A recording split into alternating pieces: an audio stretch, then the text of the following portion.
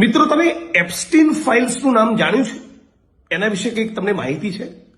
એવું સાંભળવા મળ્યું છે કે અમેરિકામાં 19 તારીખના રોજ આ એપ્સ્ટીન ફાઇલ્સને લઈને એક બહુ જ મોટો ધડાકો, એક બહુ જ મોટો ખુલાસો થવાનો છે.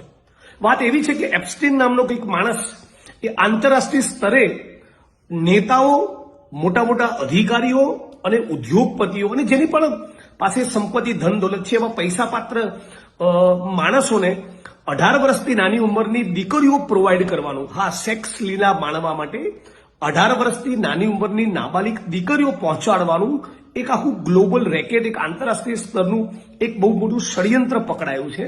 અને એમાં ભારતીય જનતા પાર્ટીના બે બહુ મોટા નેતાઓના નામ છે. એક મેમ્બર ઓફ પાર્લામેન્ટ છે અને એક બીજાનું નામ જાણી તો આખું ગુજરાત અને આખો દેશ હચમચી જવાનો એવી સંભાવનાઓ છે. કદાચ એ સંભાવનાઓના કારણે જ મહારાષ્ટ્રના પૂર્વ મુખ્યમંત્રી પૃથ્વીરાજ ચૌહાણે હમણાં ગઈકાલે એક જગ્યાએ કહ્યું કે કદાચ 19 તારીખના દિવસે નરેન્દ્ર મોદી આ દેશના પ્રધાનમંત્રી ના રહે. એક બહુ જ મોટો મેસેજ એમણે આખા દેશમાં આપ્યો છે.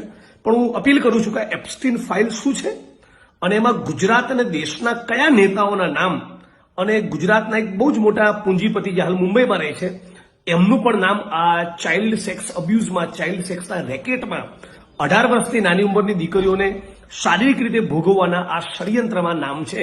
આનાથી ગુજરાત અને દેશની ગરિમાને કેવો બટ્ટો લાગશે, ગુજરાત અને દેશનું ગૌરવ કેવા કલંકિત થશે એની તમે કલ્પના કરી શકો છો. પણ 19 તારીખે એનો ખુલાસો થવાનો છે. ત્યાં સુધી આપ સૌને વિનંતી અને અપીલ કરું છું કે એપ્સ્ટીન ફાઇલ શું છે અને કયા એક બહુ મોટા નેતાનું નામ છે એના વિશે જ્યાં પણ તમને માહિતી મળે એ તમે જરા શોધવાની કોશિશ કરો. કદાચ તમારા મગજના દરવાજા પણ ખુલી જશે.